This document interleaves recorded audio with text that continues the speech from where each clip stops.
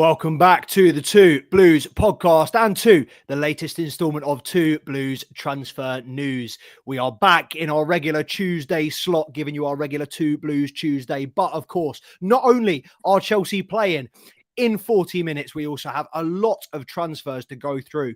And I mean, normally we'd go through all of the transfers across the world, but I don't even think we're going to get a chance to cover all the Chelsea transfers in this episode. So without further ado, let's bring it in. The Nkunku swap deal is on. Christopher Nkunku, reportedly of interest to Bayern Munich for a fee around 60, 70 mil is what Chelsea value him at. But the talks that Fabrizio Romano broke last night is that Chelsea have inquired about Mathys Tel. Very young, very raw, very talented. Charms, talk to me, man. What do you think of the initial reaction to this deal? And how much do you know about Mathys Tel? So, initial reaction to it was great, fantastic. I think Mathys Tel's a great player. I think he's super technical, super quick, great dribbler, really attacking minded, super young. He's like 18, 19, something. He's an absolute kid, super moldable. He's at that point in his career where it's so early that with the right team coming in and swoop him in, not only will you probably get his best years, but you'll be a primary proponent in his sort of development. So you'll be able to have like a say into how he develops into whatever team. So I think now is an important time for a side like a Chelsea or even like a Bayern Munich to kind of make him a project player, make him a player that we can grow and that we can make a better player. And at first I thought I will take him in a heartbeat. Yes, that's a wonderful player, fantastic, got a lot of future potential. But then when I look at what Chelsea look like in 2026, with the amount of players coming back in from loan, with the amount of players that we have in already, I don't necessarily think that a swap is the smartest thing to do. It might be from a business standpoint, because then you can, maybe swap in an Nkunku for a younger player who might get a higher price margin around him. But the thing is, right, like I would rather take the 70 million right now than a Mathys Tel, who might be a 70 million pound player, fair enough. Might even be a good price for a player like that should the potential, get to where everyone thinks he is. But I think that if we're going to be selling, we got to sell. There'd be no point getting rid of Christopher Nkunku to replace him with another Christopher Nkunku. You know what I mean? Another young player who can't quite get into the team but is good enough should he have to. I think it's just getting rid of one problem and replacing it with another. So I would rather it was a cash deal. But listen, if it does end up going through, I think that would be on the better end of it. I think you're on mute there, bro. I can't hear a word you're saying. I am, you're right. There's a lot of variables to think about. And I mean, the main one for me is, you're trading an experienced player, a proven goal scorer for yet another potential talent. I've got no doubt about the player that Mathys Tel will become. And the fact that there are quite a lot, I was going to say some Chelsea fans, there are a lot of accounts I've seen on football Twitter last night, send me comps of Mathys Tel. What's he like? Brother, if you don't know who Mathys Tel is, you shouldn't have a platform. Mathys Tel has been right now. He's been the kid since 2021, since he became the youngest player ever to start for Rennes in League One, breaking Camavinga's record. This kid has been an up-and-comer for the longest. There's been a couple of transfer windows. He's been linked with a move away from Bayern Munich because he's been frustrated, because he's got so much faith in himself and his own talent at 17, 18. As you said, he is now 19 years old. A club like Bayern Munich, I mean, he's wants to start over Harry Kane. Yeah. What progression is there for him? I mean, yes, Harry Kane's only going to do it for 2-3 more seasons, but Mathys Tel, I mean, he doesn't want to be playing backup. It's very much like John Duran. I feel like he's a player who has someone like Ollie Watkins in front of him. So understandably, you're the second choice striker, but at a lot of other clubs in the world, you would probably be the number one. And there's a lot of people saying that Mathys Tel is a goal-scoring winger. He's fluid. He's able to play across the side. None of that shit. He's a number 9. Mathys Tel is a finisher. He's a striker. Always has been, always will be, as far as I'm aware, unless his game has changed dramatically in the last 4 months for Bayern Munich, where he's barely got a minute. I'm not going to be sitting here and hearing, he's going to be playing off the left, playing off the... He's a number 9. That's why we're buying him. And I think the main reason that Nkunku hasn't worked out, and it is a big question why Christopher Nkunku has not worked out. Obviously, the first season at Chelsea, massive misfortune with him getting starting pre-season fantastically and getting a really bad injury in that last game of pre-season against Borussia Dortmund, which ruled him out virtually the entirety of the season. By that time, we then went out and signed Cole Palmer, who nobody expected to do what he did, but he then took Nkunku's place. And Nkunku was the marquee signing. And Nkunku was the guy that we were going to build around. But then he was out for a year, so we had to find somebody else. And I do feel like his role is Cole Palmer's role. And while they are, slightly different players, I think Nkunku is, slightly more of sounds silly, slightly more attack-minded, slightly more of a striker than Cole Palmer. He's more of a creator. But in terms of the Chelsea role, you talk about our formation, the system that we play, you've got 4 at the back, 2 in midfield.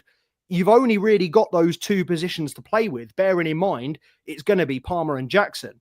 I mean, is there any other reason you can think why Nkunku hasn't worked out at Chelsea? No, I think we've said it over and over again. No one expected Cole Palmer to, become Cole Jermaine Palmer, become the man that he is today. No one had any expectation of it. And I think that, we buy Nkunku and then we look at that 10 position and we just think, the way he's going to slot in with, because at that point, Palmer seemed like he was going to end up being a wide player, you know what I mean? And it feel like, when Palmer and Nkunku together, but I feel like Palmer proved that he is the number 10, that he is a Premier League number 10, that he's a world-class number 10. And in that time, it's so much traction for Nkunku so much track for Nkunku to try and catch up on that. Even with the good performances he had put in, particularly in Europe, like he has looked great. I don't think he's really put in a bad performance from the top of my memory. And everything seems to be pretty solid, but I take excellent over pretty solid every day. And, I think it just comes down to the timings of everything. As you said, no one expected this from Cole. So I think we brought him in to be that 10 and then play Palmer out wide with him should it happen and play him in the 10 temporarily. But it just worked out so well. And, maybe there was a world when, we thought maybe one of them could move around to the striker, particularly after Nicholas Jackson didn't have a fantastic season last year, particularly in the beginning of it as well. So I think that maybe the idea was, listen, no matter what happens, we can slip in Nkunku up top. But then Jackson starts firing. He starts looking good. He starts getting confident. Now we've just got a quality player on the bench. You can't get a look in because we don't want to play him out wide. We don't want to underutilise him. We want to get the best out of him. But the role's been taken, and it is just a shame, So at least we've been able to show that we still have a quality player in Christopher Nkunku. I think that's never really been questioned. I think he's always been class. And I think the price tag hasn't dwindled. It hasn't changed. So in some respects, we've got lucky. I can imagine for a lot of other clubs, a lot of other players in this exact same situation, a player comes in, gets injured and gets replaced, their price tag is slashed in half. But I think that with the quality that Nkunku's shown and the ability he's shown and how good he's looked in Europe, nonetheless, when he's called upon, I think we can get the right number for him. It's just, truth be told, it's a little bit of a shame what this has kind of done to his career, I would say, because, it's 2 years out of his prime that have been ripped out where he hasn't really been able to play much football. And granted, it's not fully Chelsea's fault. It's a lot of it is situational. But yeah, I think that it would be all right for Christopher Nkunku to move to a side like Bayern Munich, a big side where he will get starting minutes and he can look good in that outfit. He can go on and do good things still. He's still young enough to go ahead and do that. Do you feel like his race is I know you said you'd prefer a straight sell over a swap. Do you feel like his race is run then? Because 7 goals in 7 games in Europe, 13 goals all comps this season. If I'm not mistaken, he is our top goal scorer. Well, I mean, if he isn't, he was very recently. I mean, up till maybe 2 weeks ago, because we were talking about that, and it seemed very recent. But I don't necessarily think that, as you said, the race is run. I think that if we do end up having him until the summer, and he comes off as a sort of a rotation player, he helps out in Europe. When we need it, he starts and he finishes that final when we get to it, not if. And I wouldn't be mad at it. I won't lie. Like, I'm not going to have a problem with it. I think that once again, he's a great player. I would more so want to push a move for his own good. I don't think we necessarily need him, and I think that he is a player that is good enough to hold a starting position in a bigger side. So I think that's more so my point. Listen, if we do end up keeping him until the summer, then fair enough. If we keep hold of him and don't get rid of him in summer and have him again next season, that's when I would start thinking that is quite unfair on the player. Yeah, I think, you said, and I've got to disagree. I think you said that if we did do the swap deal, Tel for Nkunku, that we'd be coming out of it better. I don't know, man. I think Bayern Munich managing to pick up the previous Bundesliga scorer of the season. You know, he did it at Leipzig. I think he would set the Bundesliga on fire. I think it's a good move for all involved. A very, very good player. And I can understand why he's pissed off. Out of all the players in this squad, I can understand most why Nkunku is pissed off because, as we said, he was the player they were going to build around.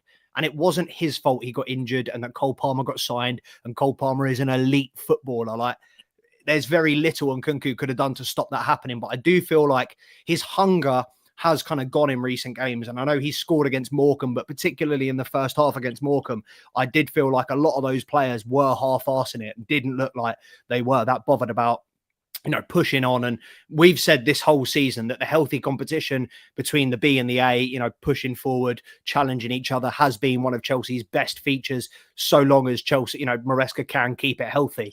And I do feel like we are starting to see certain players, Nkunku, Veiga, getting a little bit disillusioned with their game time. But that is one that really threw me. Obviously, yesterday it came out that Veiga wanted to leave permanently. Fabrizio has now gone back on what he said and said that Veiga never asked to leave permanently. He only wants a 6-month loan deal. But look, the whole premise of the conversation is Veiga wants to be a centre-back, not a left-back.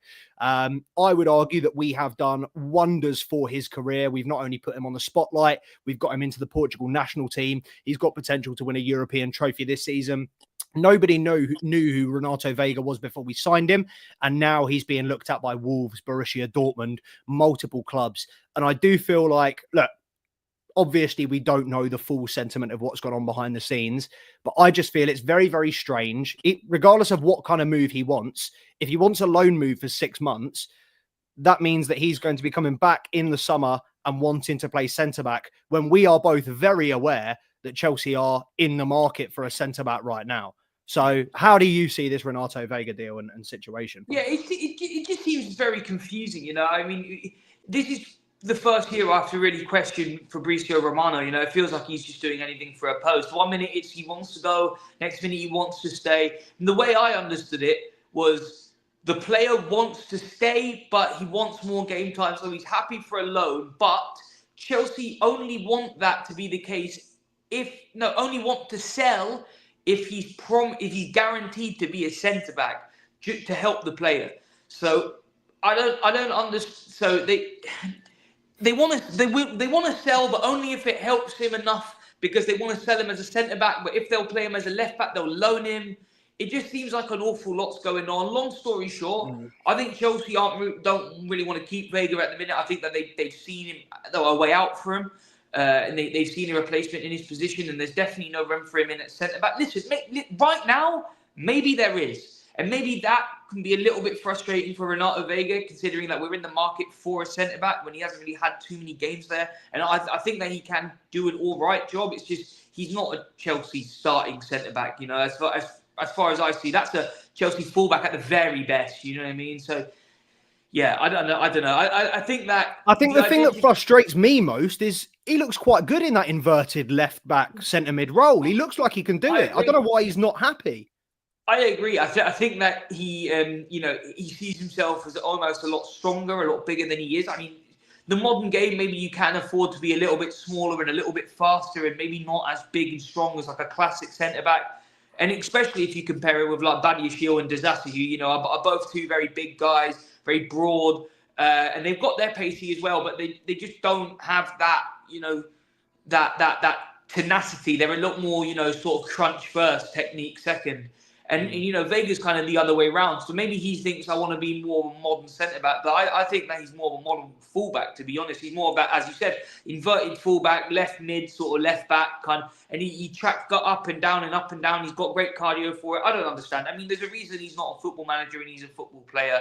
Like, I think he just needs to understand the role that you are a left-back. And, not many people in the world become professional football players, and not many professional football players get the opportunity to play for a big club, let alone a big club like Chelsea, with European aspirations. you're in this side. You're asked to play left back. You're not going to start going, but I wouldn't mind like a loan move out, or like maybe even a permanent move if it could make me like a left-sided centre back. I'd prefer that for my career, because to be honest, he goes to Wolves, he goes to Bournemouth, he goes somewhere like that. Yeah, I don't think we'll ever see him again, Dan. To be totally honest, he's got the opportunity to win a European trophy. You can call it what you want. You can say it's the Conference League. You can say it's a shithouse trophy. He's got the opportunity to come from Basel and win a European trophy within 10 months. Right?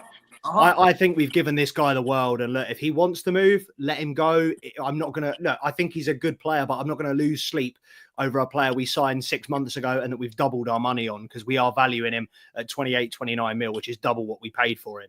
Yeah. But last question on Veiga, because I'm conscious that we're running out of time before the game. If we do sell Veiga, or we do let Veiga leave, whether it's on loan or permanent, if we do let Veiga and Chilwell leave this window, is James and Gusto enough cover at right back, or do we need to sign another left back? Well, I think so. I think so now that Reece is, getting reworked back into the team, having him there, and then Malo as a backup. But then also having, we can get creative. We have done. We've got players like Moises Caicedo who can play in those roles, and it's not like we have any lack of depth there in the 6 or in the 8.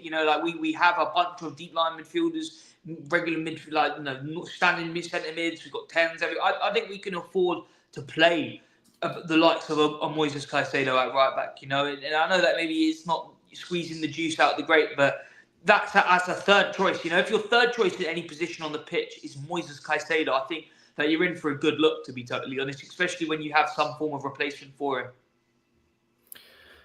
Yeah, and well, you mentioned there, Caicedo doing that deputising role today.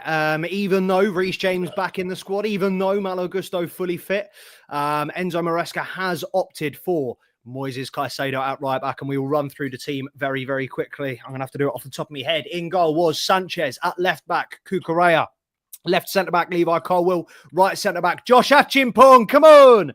Right back is Moises Caicedo. Then in midfield, you have Enzo Fernandez and Lavia. Then it's Palmer in the 10. It's Sancho out left. It's Madueke on the right, and it's Jackson up top, which I can't lie, I'm a little bit surprised at. I thought Neto would be playing. I think Madueke is a good option, and I thought it was 50-50 tonight. I just thought with Milos Kirk, let me just check. Is it Milos Kirkes? Was Milos Kirkes at left back? It is. I thought Neto's work rate would be preferential to Madueke, but a strong team. Obviously, like we said, Caicedo tucking in the right, Achimpong in the centre of midfield, and most importantly, Lavia back in the centre. What do you think of that team, Charms, and how are you feeling about tonight? Listen, I think it's a great start. I think it's really clever adjustments to the team. Obviously Bournemouth, they look relatively good, but I think that they are extremely beatable. I think that the side that we have, we go there, I think we slap them, to be honest. I think that the Caicedo at right back, once again, it's clever. He can do the role. He has done the role before. He can prove that he can do it again. It also gives a player like Romeo Lavia a little bit of time to express himself on the pitch, and I think Bournemouth is a good side for him to do that. He's able to show his work rate. They're going to press you, so it'd be nice to see him on the clean-up duty. Also, I think today the microscope is really going to be under Josh Achimpong. I think that he's kind of has to prove himself today. There's been a lot of talk about him the first 2 weeks of January. People wanting to get him in the transfer window. Chelsea saying, no, he's ours. He's not going nowhere. I like that. I want to see how he blends into the squad today. And, especially as a right-sided centre-back, these are the moments when you call upon, as I said last week, this is when you call upon a young Bukayo Saka, a young Gareth Bale. This is when you see those young players who go on to do things. They just seem to come out of nowhere. And Martinelli, they just get called into the squad. All of a sudden, they're a squad player for the next 4 or 5 seasons. This might be that game for Josh Achimpong. Keeps a clean sheet. He looks good. He gets an assist, and he might even credit himself to start the next game. And the next game, maybe he drops out of one. But I reckon this is the moment for him to really start kicking on with his career against Bournemouth. Just don't make any mistakes today, Josh. I'm begging of you. Yeah, well, I mean, he's obviously got the blessing of their first choice striker, Evan Nilsson, not being fit. He broke his leg, didn't he? And Unal as well with a cruciate ligament injury. They have got a few injuries, Sinistera, Tavernier as well, Alex Scott, Senesi. So while we do have, Badia Shield, Fofana out, we've got virtually a clean bill of health.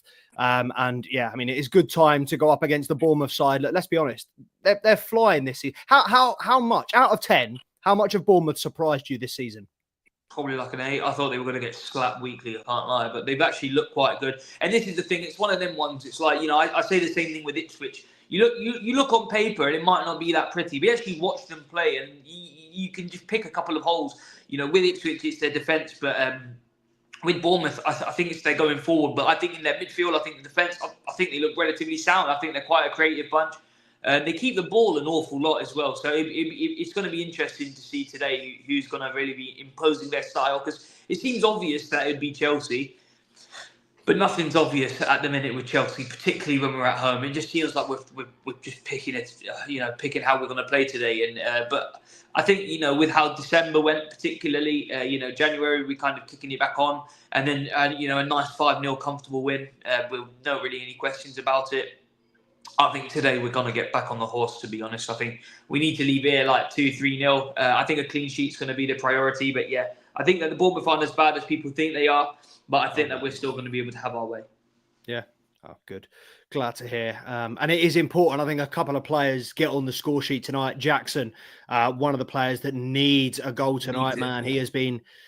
I mean, it's about as big as a drought as Nicholas Jackson can have right now. He hasn't scored in a few games, and critics are starting to get back on his back. And when he scores, everyone's happy. Everyone is, very content with Jackson as the 9. The work rate he does, he's the most complete striker in the league. But when he misses a couple of chances, that's when the criticism comes. That's when the performances start to drop as well. Let's, be honest.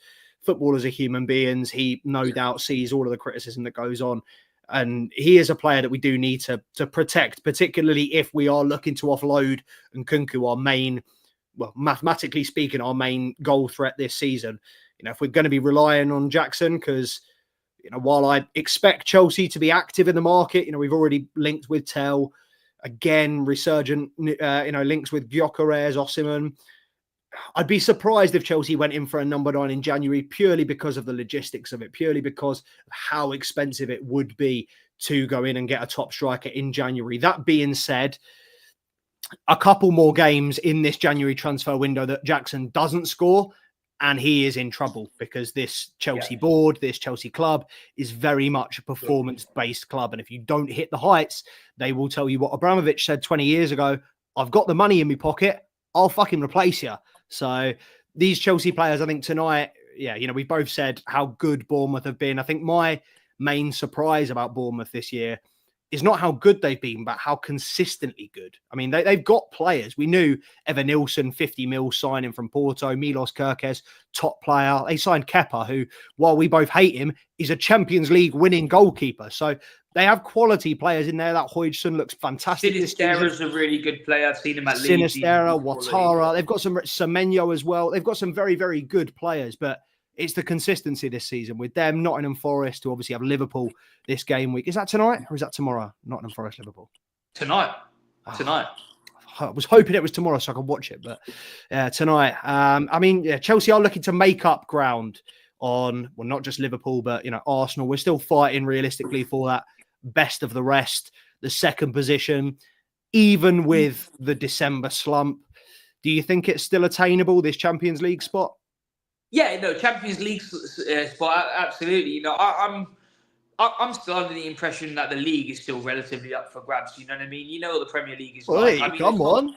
It's not that it's likely, obviously, but you can't write anything off. There's less than a 10-point gap between us and the top. I mean, it's completely possible, let alone Europe. I think that it's going to be about form. If say we don't drop any points for the rest of the season, we'll probably win the league, but we will drop points. You know what I'm saying? And we have to expect it. I just think that in this league, it's too difficult at any point like this to kind of predict anyone. I think Nottingham Forest will end in Europe. I think Liverpool will. I think Chelsea will. You think Nottingham Forest will fit? Wait. Where do you think? Because obviously Europe's not top. I was going to say top 4. Where do you think they'll finish? Ish. I think they finish in a Champions League spot. I think that the way that they've been playing football has been incredible. I think that that the squad's only going to get better in January. And you know what? This is a hot take, considering we're right here, right? I was talking about this at work. And I'm deadly serious when I say this as well, but I'm under the impression that if I was a player like a Victor Gyökeres or an Osimhen, I'm looking at a team like Nottingham Forest and I'm going, listen, back in the 70s, mate, they're a Champions League winning side, did it twice on a bounce, yeah? Fantastic team with loads of history. They've got a fan base bigger than anyone would expect. I walk into that club now, I spend 6 months in the Premier League and I bag 15 goals. This side either pushes for a league, wins the league, comes in the top 4. I'm getting a statue of myself outside the stadium. I don't even speak English yet. I've only just got here. You know what I mean? A player like a Victor Gyökeres goes to a side like that. They don't stay up. They stay a big team. And they will be a big team for the next 15, 20 years. But if you were to tell my parents or your parents or anyone watching this, his parents in the 1990s, I promise you, Leeds are going to get relegated and they're going to sit in the Championship for 20 years. No one would believe you. If you told them Man City will be the first team to win the Premier League 4 years in a row after getting bought out by a bunch of Saudis, everyone would be like, no way, because Man United are too dominant. They would just go and buy United. Why would they buy City? It doesn't make any sense. Look where we are now. Football is a fickle sport where crazy things can happen, and all of a sudden you turn around and you look at it. I think Nottingham Forest keep this up. I think they're going to be back. I think they're going to be a problem for a very long time. I mean, I'd love to say you're wrong, but I can't see them slowing up. It's the biggest test, obviously, for them to go. They're the only team to have beaten Liverpool this season, so a big test for them tonight to see if they can be the only team not to lose against Liverpool this year. But yeah, man, I think top 4. I think is it's definitely doable. It's optimistic. That's the word. It's optimistic. I think I agree. I think they'll definitely get Europe. I think 6th, 7th. I think is nailed on. I do think they will need to strengthen a little bit. I know they've spent a lot of money, but I don't see them having a lot of depth. They've got quite a few good starters, but I don't see them having that many players that they can, bring on to change the game. For argument's sake, if Chris Wood gets injured, stops scoring, is Taiwo Awoniyi going to be able to keep up the same strike rate? I don't think so. He's a great striker to bring on off the bench. He's not going to take you to Europe, but to see Chris Wood in the Champions League next season for Nottingham Forest, I would dream. There was a lot of things I would say, yes, I would accept that, like Arsenal finishing above us if it meant Nottingham Forest with Chris Wood against Real Madrid at the fucking Bernabeu. Like, that is just peak football. No, the other thing I was going to say about the what if they were to sign a world-class striker? Imagine a front two imagine if they have a Victor Gyökeres next to Chris Wood, and tell me that's not just Kane and Son. Tell me it's not Chris Kane Wood, and Son. he must just be absolutely laughing. Like, he spent the last 20 years just bantering it around, like just England, whatever. All of a sudden, he's one of Europe's top strikers. What the fuck's going on? Out of nowhere. I mean, listen, if he gets linked with a big move to Bayern Munich, he's probably going to have to pull the trigger on that one. The other thing as well is Nottingham Forest, mate, with the side that they've got. I remember at the beginning of the season, I had put them to do quite well, and I wrote down quite a few of the players that they had, and I was looking around and I was like, that's a young, impressive side. You know what I mean? Like that's a very good team. And, they probably had a combined worth of 300 million at the beginning of the season. I reckon they could sell their 4, 5, 6 players for about the same price. I mean, you get rid of their 2 centre-backs, 150 million together. You know what I'm saying? You get rid of their, Callum Hudson-Odoi, well, don't know about him, but maybe Anthony Elanga can go for 60, 65, 70 million at this point. Genuinely, Chris Wood, 70 million pound striker if he keeps it up in this form. Realistically, he's a 30 million pound striker. But I just think that the money that they've got, should they sell right? Should they buy in the same way that they have these young players undervalued? Mate, there's a real problem that they're going to be really financially able. They've got into the league now and they're comfortable. The money that they're earning, it's great stuff, man. It's great stuff. And you know what? Like, as a rival side, you just got to sit back and clap your hands and just say, listen, well done for what you lot have done. As much as I want to hate you, it's like, fair play to Nottingham Forest. That's nice to see. Nice to see some fresh faces. It's been so same old for so many years. Oh, okay, yeah, we're gone. Fuck me. There is no world that this technology ever just fucking works for a whole stream. Ever. Always something. One sec, we're going to be back. But listen, like Amir says, you lot, don't forget, smash the like and sub buttons. There's 2 of them. Smash them both. Do you know what I'm saying? Smash them both. Mate. Let's get into it, though. Last chance, guys. And I appreciate you, by the way. Amir, Gabriel, you've been with us pretty much the whole time. Anybody else that has joined, appreciate you tuning in as well. But score predictions, last chance. We've got 10 minutes until the game. So let's get the score predictions in the chat. I've said on my little TikTok, safe bet, both teams to score and Chelsea to win. If you're a betting man, that's what I'd put my money on. However, I do think, as Charm said, the importance is going to be on a Chelsea clean sheet tonight, and with no Evan Nilsson, I do think Bournemouth are less likely up front to cause as much damage as they have done in recent weeks. That being said, they still have plenty of talent, plenty of quality going forward. And obviously, yeah, with Josh Achimpong at centre-back, Caicedo at right-back, I don't see us keeping a clean sheet, and Sanchez in goal, of course. But just lastly, obviously, we will finish on this. And, we both said before, we quite like Caicedo at right back. It worked previously. The tweaks Maresca makes seems to work more often than not. But how do you feel about Caicedo as right back with Reece James and Gusto both on the bench? Well, I think that I think that the idea will be that eventually Caicedo will slip back into the six, and we'll probably take Reece James off and see out 30 minutes of the game. I'd be surprised if that didn't happen, to be totally honest.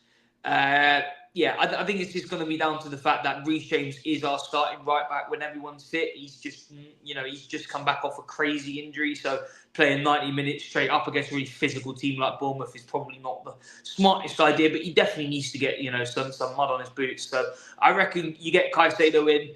You get him fit, have him scan the game, have him really read the tempo of the game, and when the time comes, hopefully we're 1-2-0 up at this time, but then you slip him back into the six, so he continues playing the same game. He's got it all figured out, and then you take off a Lavia or someone like that, and then you replace him with a Reece James at right back, and you see out the game. I think that's probably what the idea behind why Caicedo's starting in at right back when we got a couple of healthy right backs. Just get him in so we can feel out the game, get the beginning going, get the tempo, get the rhythm of it, and keep inflow. Because Caicedo is one of those players where I feel like we really benefit off of him the longer he gets into games, when he's really smelling and feeling the pace of the game, and it's all kind of, he dictates everything around him. So I think, we got to get him in, have him play the first hour of it, slip him up into the six, get Reece James, finish it off 30 minutes, maybe he puts in a crunching challenge or two, gets his confidence back, slowly drip him in, and he gets 90 minutes by the end of the month.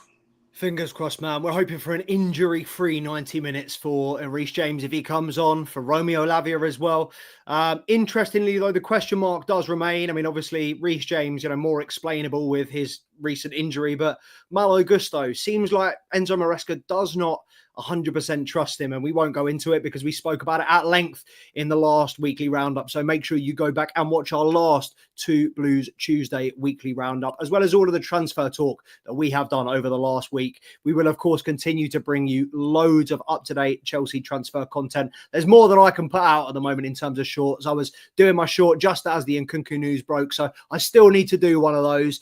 There's about 60 million things that I need to comment on, but you know what? You get it all here on the YouTube. So follow at 2 Blues Podcast on the Instagram and the TikTok, but here is the YouTube. Here is where it all goes down. So make sure, as Amir said earlier, make sure to like, make sure to comment, make sure to subscribe as well if you're not already. Appreciate everybody that's joined. Continue to support us, and we'll be back final whistle for a live match preview.